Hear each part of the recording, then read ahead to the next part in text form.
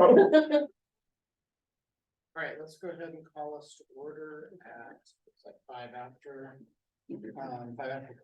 for the budget workshop, led by Linda. Okay. Okay. Were you gonna call a roll? Oh, I can if you want me to. I didn't know. Okay. All right, Heidi, Here. Merle. Here. Jenny. Here. Elsie, Yeah. Crystal. Here. And Chair's here. Have a full complement tonight. Hi. Welcome, everybody. Thanks for coming. You have a bunch of papers in front of you, I think 20. Jay is online. He's also part of our budget committee, Jay Jones. So thank you for showing up, Jay. Yeah, welcome you guys. I Hi, Jay. mentioned that, so thank you for joining us tonight. Thank you for being a part of this. I try to put together something like this the last 5 or 6 years, just so you guys have an idea of what might be coming at you next week when we do the budget committee meeting. So that's the one where we'll approve the proposed budget. So we want to make sure that we're there. Can you hear me? Yeah, I'm always hard of hearing, so Okay. yeah, don't mind me. I can talk really loud or I can be in my professional voice, so. So, as you guys know from listening to the news and everything else, our ESSER funds are gone pretty much all the way around. They will be gone by September 30th. What we have to spend that is left is a little bit for the HVAC. We don't have the controllers in yet, and they have a little bit of work to do. For what happened during the ice storms, so hopefully that can cover that. And then we need to spend a little bit more on summer learning. 20% of that had to be spent on summer learning, so we gotta make sure we cover that. But we're down to less than 100,000 or right around $100,000 on that. So that's a big piece of some of the challenges we're gonna have moving forward, just like other districts. But I think we're in a better spot than most. Our enrollment, which is how we get funded, continues to decline. We lost about another 40 some this year, and it just keeps happening now. I have a spreadsheet later on that kind of shows if we project it out 3 or 4 years, the low numbers we will have at the elementary schools. And right now we're funded at about 10 grand a piece, a little more than 10 grand a piece. So it makes a huge difference. For every 10 you lose, that's money.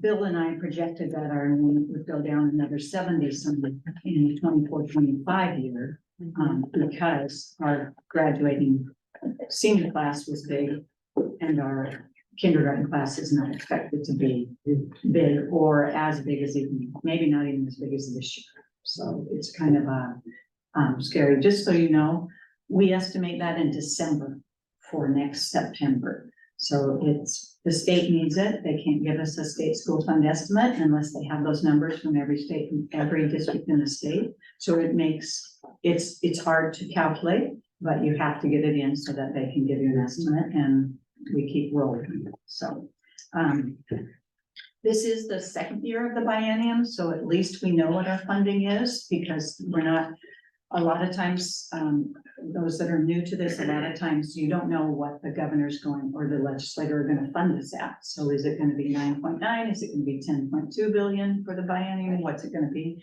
We know this time we're at 10.2. We're getting 51% of that. So we know what our number is. We could get one more state school fund estimate for 24-25. I've heard there's been a few people that have said, mine's wrong or something like that. If those few people are the larger districts, that will matter to North Marion when you're a little less than 1/3% of the state school fund. So we're not part of the big pie, but when you're that little, when a big piece moves, it matters to us. So, because of our school funding, we started shifting more positions to SIA and high school success. Actually, that's as full as it can go, but high school success, next year's adoption is small. It's a health adoption. And so it didn't need the capacity that we've had in before for curriculum, as well as able to move 4 IAs from the general fund to that in order to help balance the budget. We are in negotiations with the licensed staff. I'm budgeting an additional $70 per month for insurance for those that take insurance, and then budgeting a 3.5% COLA. Those are the same as what is already negotiated with the classified union, so that they would be the same if we were to finish that.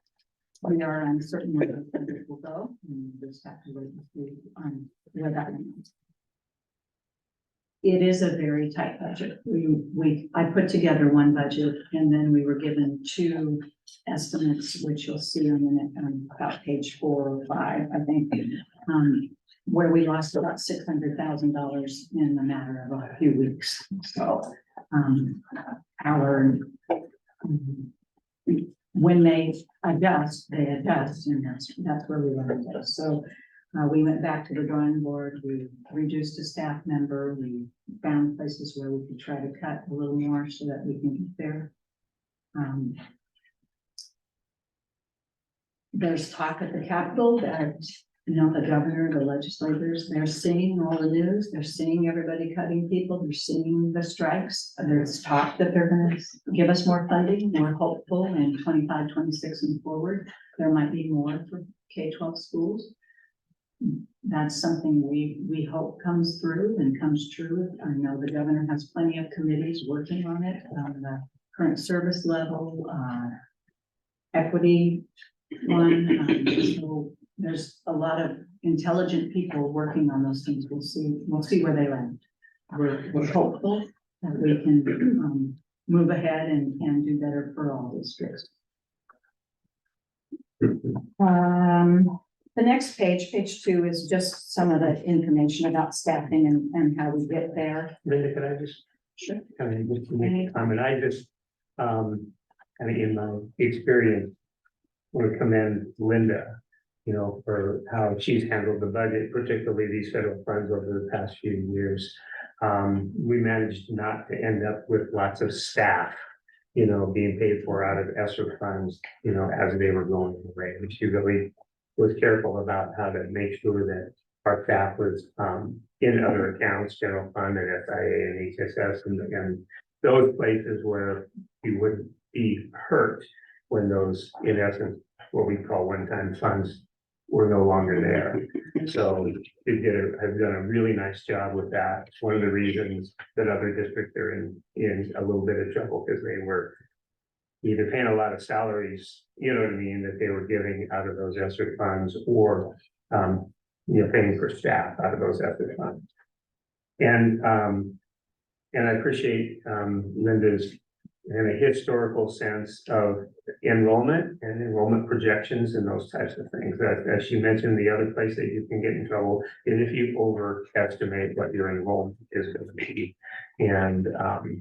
And so they say you'll get this much money, but if the children actually don't come, then you have to make it up in another part. And she's done a really fantastic job with that. So just wanted to say that. Thank you very much. Though unfortunately, I've been here 23 years, so I do have a spreadsheet that shows 23 years of enrollment. That gets a little, in fact, I cut it back. It doesn't show as much. So if we go to page 3, it's this one that looks like this. That's where I mentioned that we projected if our enrollment in kindergarten stays about where it is, and Bill thinks maybe I'm a little high with my 90 number, but I'm going with 90. That you can see the big drop in our numbers from our high in the year 2015 of 1992. Expecting maybe by 2029 to go down to 1,300. Now, we do know there's housing going on here and there, but we sure haven't seen a big increase in our enrollment at all. So we can't count on that, and we need to be prepared. And when we look at this is where we say, gosh, we won't need the number of teachers in each grade level that we have now in the future. So that will be a place that we'll look really closely at as time goes on. I don't know that there's any other questions on this, but it's all stuff we can take home and look at if we want to. The next sheet, I was just gonna say, we thought it was helpful to look, 4 or 5 years into the future, because you have to start planning for those Right. years right Right. now. Not when that is. and the next sheet is just giving you an idea of where our staffing has been and where it is now, along with the enrollment and the changes. And the ratio of staffing to our kids. We have harder kids than we used to, and that's one of our challenges. We have some high needs children that require more staff to do schooling. So that's part of the issue we're having. Yes. So when we talk about the staff numbers, at the confidential and administrative level, have we increased since in the last 2-3 years? I don't know if that sheet's in this one. It'll be in Monday nights, next Monday nights.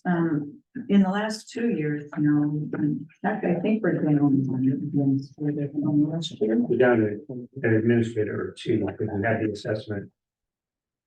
Administrative position. The position you had, so there used to be Bill and then Ginger, and now Bill not in that. So basically- Confidential is stayed at 7 forever. Okay, so basically we have smaller class sizes. And that is the reason for the ratio?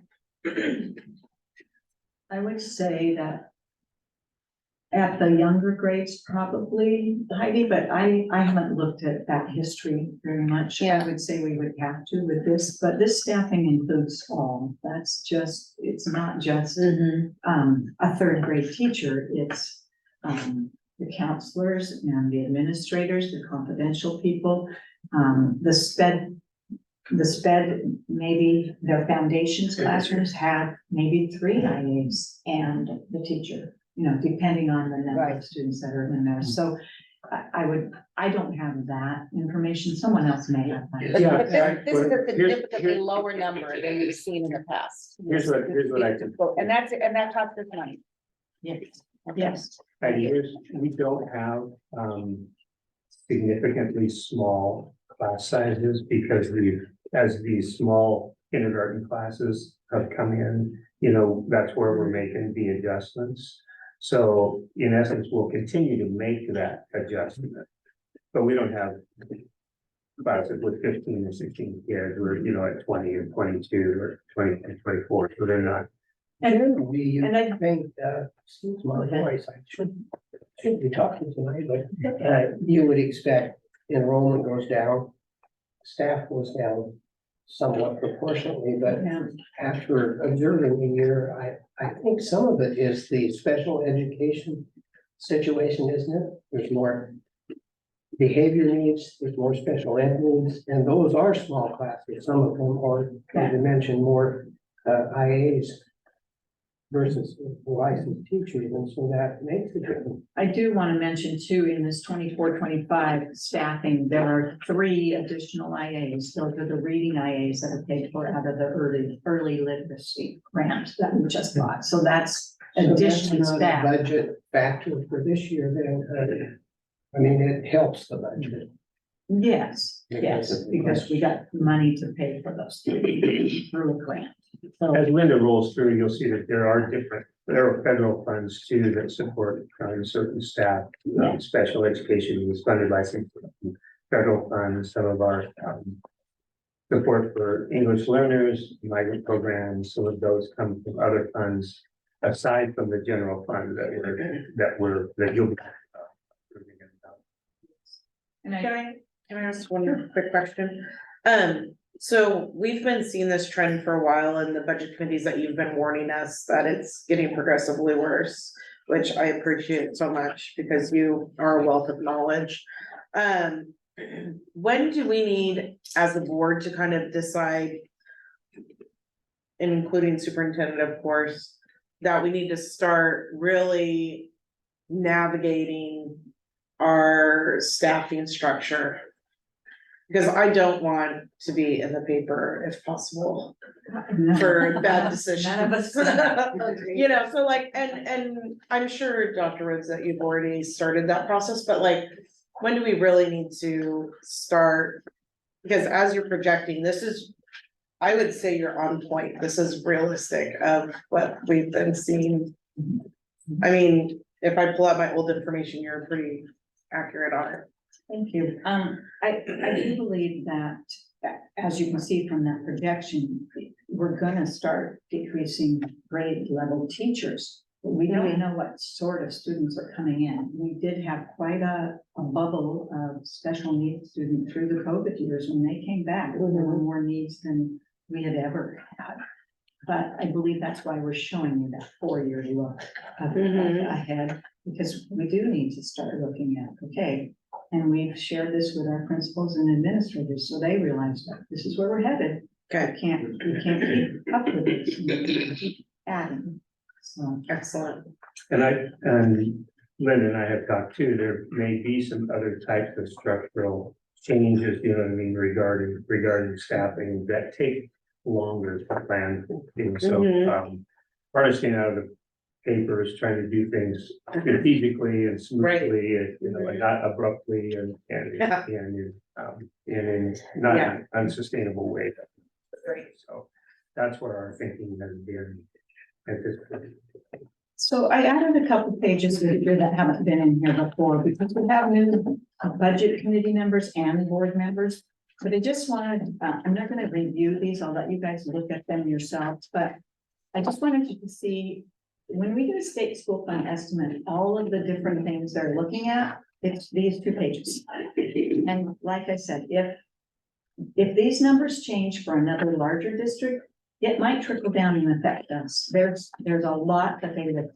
We also get funded on the higher of your prior year or the current year as far as ADMW. There's ADMR, which is your enrollment, and ADMW. So whatever one is larger is where we went. I'm not gonna go into too much detail because I have like 3 more pages on here. This is the one that shows exactly where we had a huge drop. Every dot is an estimate that we got from the state that looks like this, like these TK budget. So those are our estimates that we get whenever they feel like it. You know, maybe there's a big change, maybe there's not. They put out another one. We always get them this time of year, and then they usually give us one in June if the legislature's been in session, because they may have changed the funding level. And then you get another one, sometimes not until October, but sometimes before, sometimes in January. It just depends on what data sets they're finally completing and where they feel like it makes enough change that we need to know we're either getting more money or getting less money. So then they put them out. But you can see on, I think it was 417, we had a good number, and on 424, we lost $200 and some $1,000, almost $300,000. We are basically 18 plus months behind. So I tell them in December of 2021, what I believe what our enrollment might be. And then they start giving us money for the 22-23 school year in July. And then we go all through that year, and then now in May, they give you your final payment. So it's a very hard way to budget, but it is the way it is, and they have plenty of good reasons for it being done this way. You have to get all your information in, and it depends on what the other schools are doing. We've had a lot of trouble with schools getting in complete audits. There's not as many auditors out there, so that makes a difference. They can't get their stuff done in time, then they can't get their full data set maybe on transportation costs, because they needed to be audited figures. So that plays into a lot of these things. This is just kind of the summary by line. So you can see where it started and where it ended, but you can also see some fluctuations in there. I don't need to go by this one by one, but I'd welcome any questions. If you guys want to email me after this meeting in the next week, if you want to know more about any of this.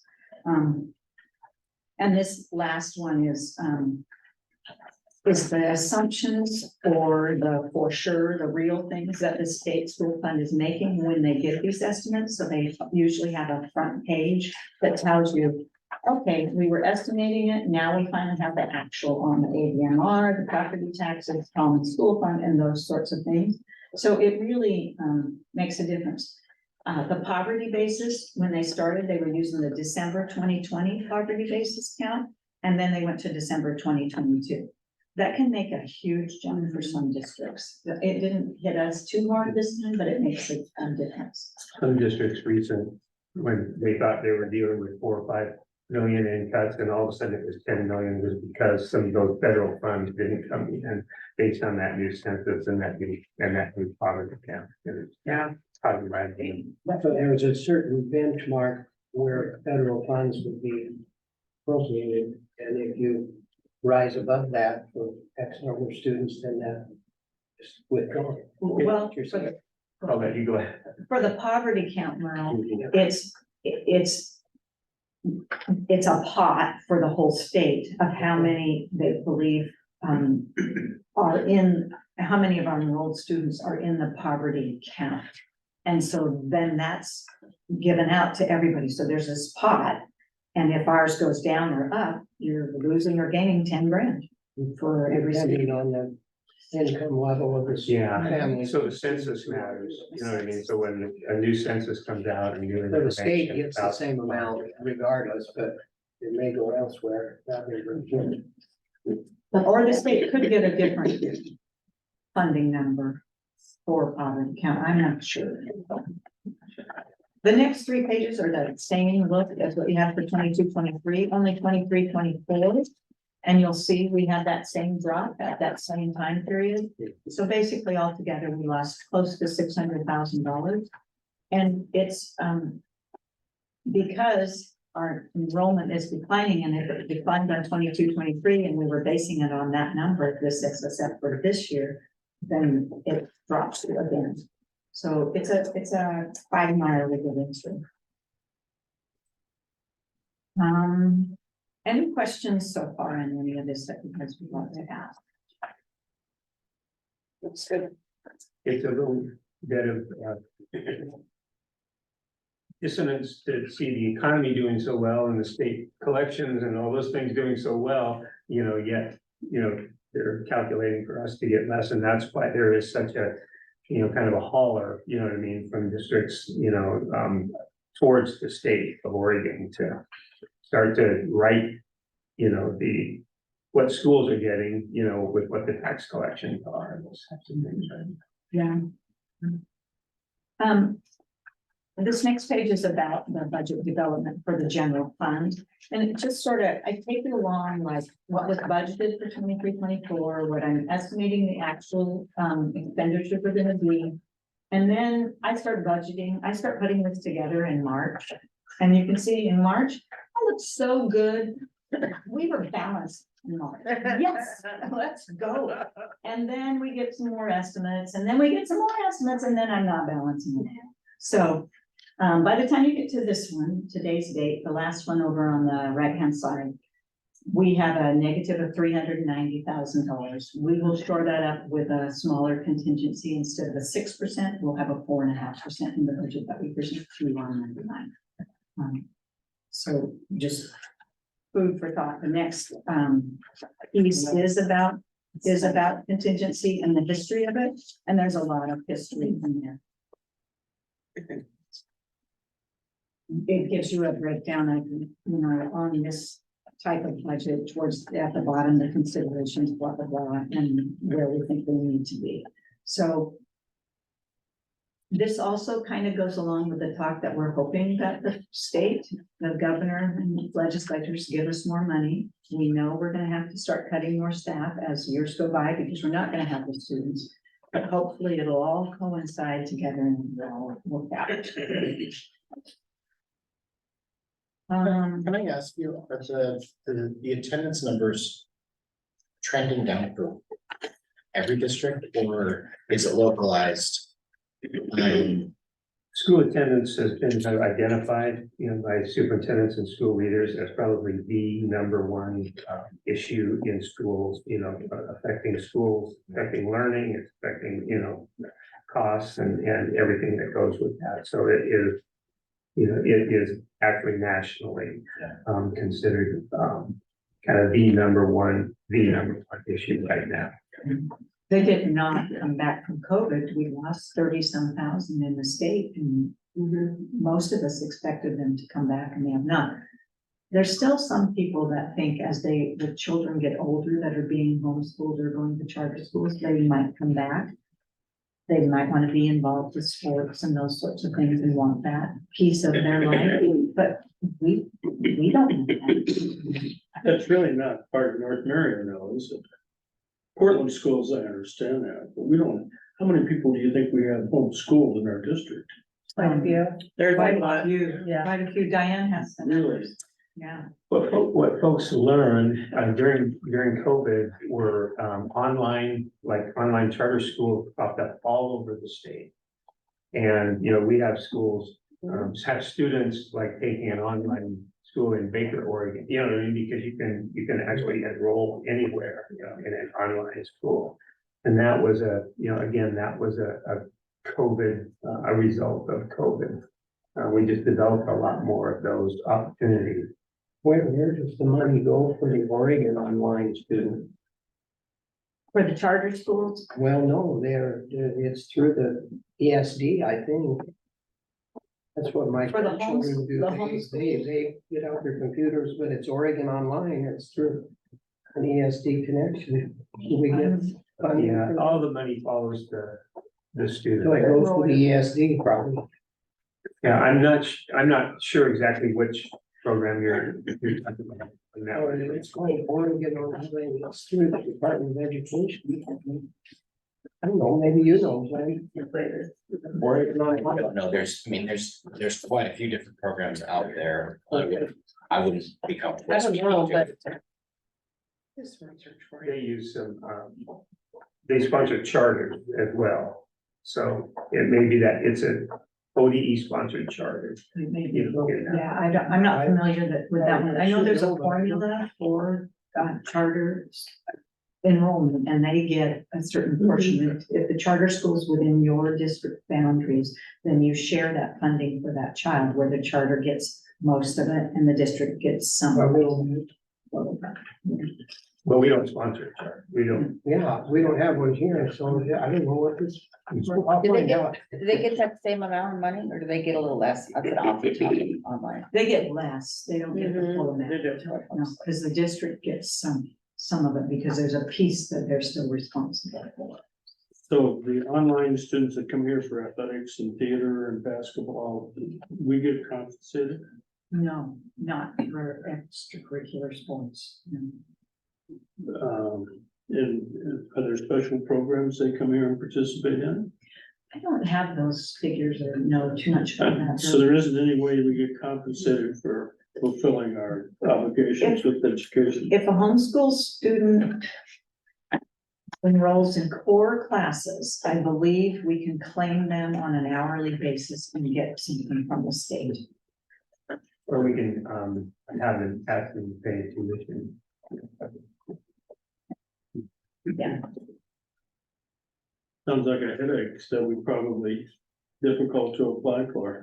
we don't have very many students that do it. We're not. No, Okay. not come here for classes or courses. Occasionally, we have someone who wants to take music or something that they couldn't do at home, Right. but we don't have too many. The secretaries are usually pretty good at asking questions because they want to make sure we get whatever funding we should. Electives don't, count. So. On page 15, this is your SIA or student investment account money. This is just a nice overview of what the outcomes are supposed to be and how we use the money and what we spend it on. Gives you a good, the next 3 pages actually give you a good overview of how we chose to spend the money that we're given for these. I do want to say that, the student investment account, that act was wonderful when it happened. But because it happened, then the legislators thought we had enough money and didn't really need more state school funds. So where they wanted it to be for all this additional and good and great stuff, we just had to shift a lot of our FTE over there to cover it because they didn't fund us enough in the state school fund or our enrollment district. So just an FYI, when you hear, well, you guys get all this money, because you didn't keep up with the other. And the same idea for the high school success. We haven't been real successful in hiring a welding teacher, but we did at least have a classroom teacher. But that is how that money is spent. The high school success also goes by enrollment at your high school. So as those numbers start to trickle up, this amount you get will probably trickle down. So something to be aware of if we fund too many FTE, it's gonna catch up to us. The page 17 is ESSER, and this is something that we need to show publicly now, and I usually throw it back in the budget meeting. It's also something similar to this is on our website, so it shows where the money's been spent and what we're doing with it. And I do want to point out that the HVAC project, which is what we dedicated most of this money to, it was almost a half. It is a half after we take out the 20%, more than half of it, some of them. But it was, just a wonderful thing to be able to get done for North Marion. We had failing units and, we had electric heaters and air conditioning units in some of those classrooms, but, throw in the breakers and everything else. So it has been nice to get this project done. So, page 18 has the state and federal grant summary that Bill alluded to. It shows you the FTE we're paying out of these. When I give you the information on Monday night, it'll give you an idea of I think it's a 4 or 5 year look of what the FTE used to be and now what the FTE is out of each of these funds. And you can really see the trending of moving them out of general fund and into these other funds and where they're going and how that is all happening.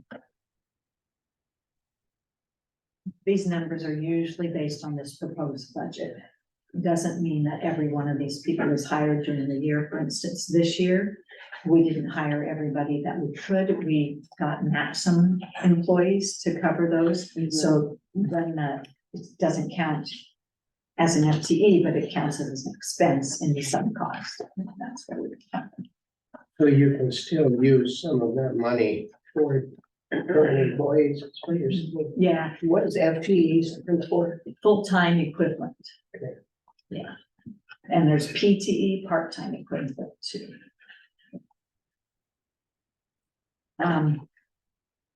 I think this number last year for these grants was 47, 46, 47, 48. So we have added more over here. So we're basically to the next steps. I'll have to complete the budget document. I hope to have it electronic and ready for you sometime on Thursday. And just to clarify, added staff in these funds that were being funded in the general fund before. Yes. Not additional staff, but moved. The only additional staff I believe we have are the 3 early livers. And the others, Just shifted the source of funding is what you're saying. Yeah. The staff was already here and with it, just like you're able to pay for it from these grants. State and federal. so Monday night's a big night for me. I will have your budget ready to go, but I need at least 7 of you here to approve it. So please come if you can. Or be online where you can vote one way or the other. I need you.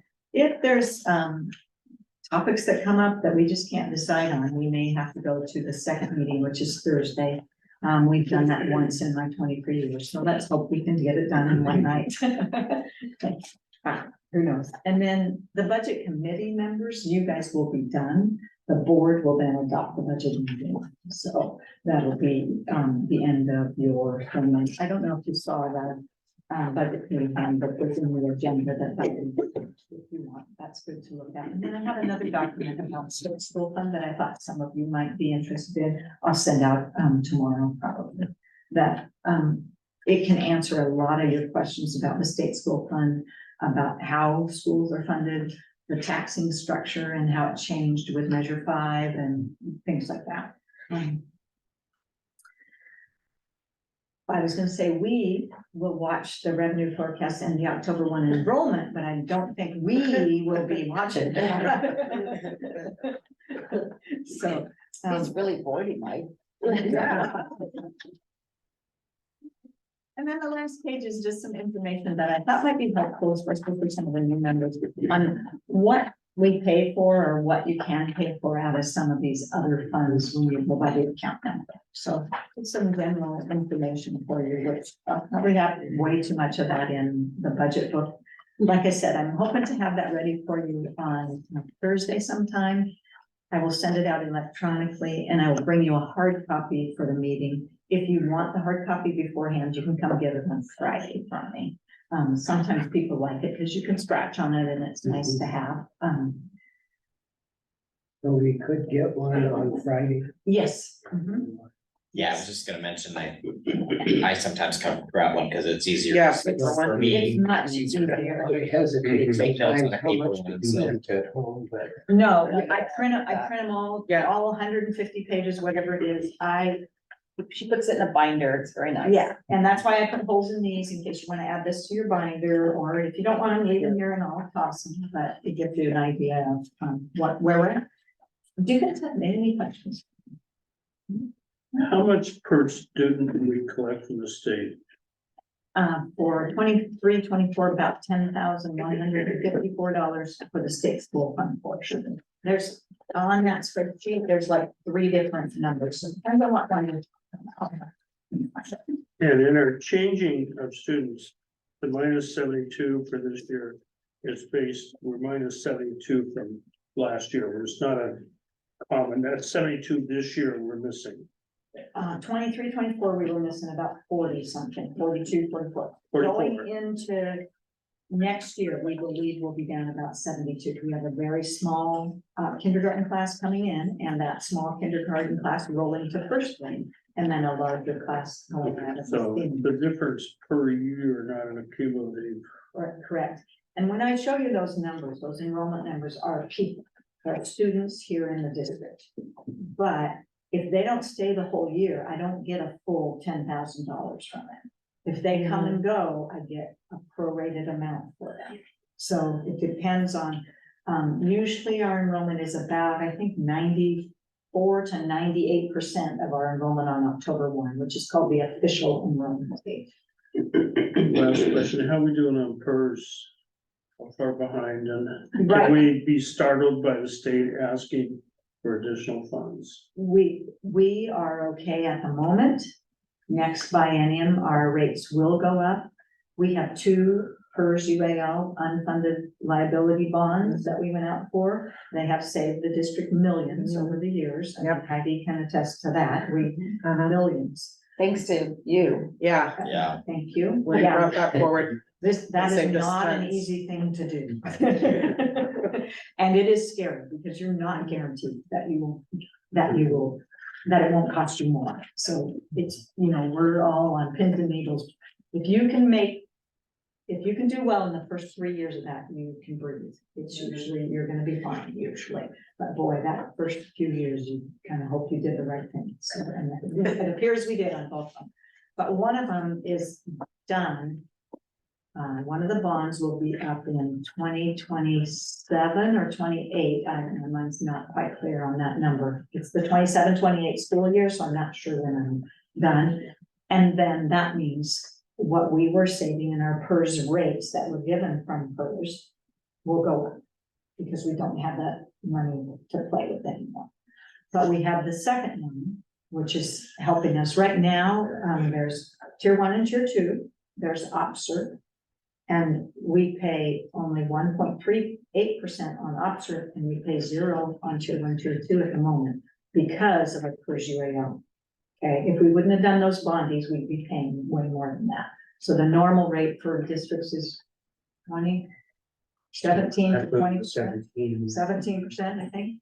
So, but we're paying a percentage we have to pick up that a percentage to pay the bond payments. Sure. So, but overall, like I said, we've saved money through the years, so. So if the state assesses that we're not bad shape. We're not in bad shape right now, no. Okay. I think what I saw. This is just the maybe number is we might go up 1 to 1.3 or 4% next biennium, but that'll be for the next biennium, so we'll see. A friend of mine that's in Beaverton heard that if there's assessment comes in like they're thinking it might from the state, they'll close 2 high schools this year. If they don't have unfunded liability first bonds, they're in trouble. I mean, it Yeah. really did make a Yeah. huge difference. This has happened throughout the state where a bunch of school districts have done this many times. There was a time right at the Great Recession where there were a few districts that did it and they lost big time. So you'll never see them try this again, but it has worked both times for us, our 2001 and our 2021. So when I'm gone, remember that in 20 years, it seems to be the right time to do it. 2010 was the. We'll put it in our time. 2010 was wrong. We'll put it in the time capsule. Linda says now is the time for the UAN. Any other questions, anybody? Just that- Questions, good question.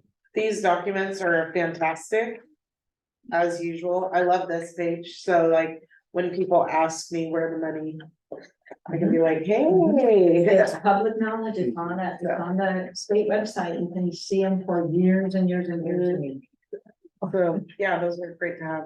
Thank you. Some of those, I like this sheet, but just know that not every number can be verified by Yeah. us. True. Some of them are given to us by the state and some of us matter as to how the whole state did with certain things. And that's what got us when we had this, Well, what is the total per student revenue? Then we have 10 that comes from the state fund. How much additionally comes from property tax and other sources? What's the- property taxes, I'm budgeting about 4,800,000, 4,900,000 somewhere. But that's part of the state school fund estimate, so you can see that in that summary of local revenue. So your taxes are in there, along with common and Yeah. county school fund, we don't get force fees anymore, so. You need to be careful how you budget your taxes, because if you tell the state we're gonna get a lot less, then it changes what you get for state school fund, or a lot more can change it, you have to, like, I'm so careful with that, it's like, okay, 3.8% it went up last year, 3.2 the year before, let's do 3.5. You know, I mean, you just don't know, but then you also don't know what's gonna be built in our district, and so then that brings up the market value of that gonna be taxed, so. When you say the district receives $10,000 plus a little for each student, that includes the property tax? Yes, Okay, that's the total. yeah, that's the total formula revenue. If you look on this page, Merle, almost down at the bottom in 22, 23, it's 10, 180. Yeah. Here's a little rocket science, first learning how to read this form, but when you get through it, it's doing the two. Yeah. Grants also included. Grants. Grants. No, this is just the general fund, yes. So our general fund this year projection with the contingency and everything is about 27 million. But our what I'm gonna ask for in appropriations is more like 42 million. Because that's all the grants. So you have the food service grants and you have the ESSER, you know, there's very little of that left, but Transportation. No, right? that's- The bus. that's SIA. FIA, HSA, titles, all the title grants, IDEA grants. Well, all those things on the very last page, Yeah, all those grants bring in some sort of money. So you get up there a bit when you add them all together. Food service is a big one, so is IDEA, Title III is not bad. SIA is well over $1 million, close to two. So you add those all up, you get up there. Anything else from anyone? You say all those grants have their own budgets attached, That's a have their own significant budget portion, attached. that's 25 to 30% of it. Right, yes, and you can only spend those on specific things that can't just be used. So it forces everyone to creatively move the expenses. Those grants. And is it a use it or lose it on certain buckets of money? Some, yes, yeah, most of the title grants, you have 18 months to spend it. Sometimes they'll extend that and you have 2 full years. And most of them, end September 30th for the federal type of monies. IDEA is similar, you have 2 full years usually for that to be spent. SIA, they're changing the rules on that, so we'll see how that lands. This is the first year, 23-24 is the first year of the student advancement account monies. So you can keep spending and not have to spend everything that was allocated in year 1, but you can go till September 30th, but in year 2, you have to spend it by June 30th. Okay. So there's a lot of balls in the air for those, kind of watch them pretty closely there. The other thing that happens with some of those grants is that they have rules that in essence would say that they can't supplant something in the general fund. So some of these grants you can't actually supplant. They have to be used for the children or the programs that they're directed to. They can't be used to supplant something that's in the general fund. So that's another Yeah. part of the chess game to play with the budget. Well, thanks for listening. I didn't talk too much. This is great information. Thank you so much. You're welcome. thank you. Thanks, Linda. I will. Update on the 20th. On the 20th, on the 20th, I can go home and have a glass of whatever. So we end. Yeah, we'll gavel down at, looks like 10 minutes till, and we'll restart again at 6 with the regular meeting, so. Thanks, Jay.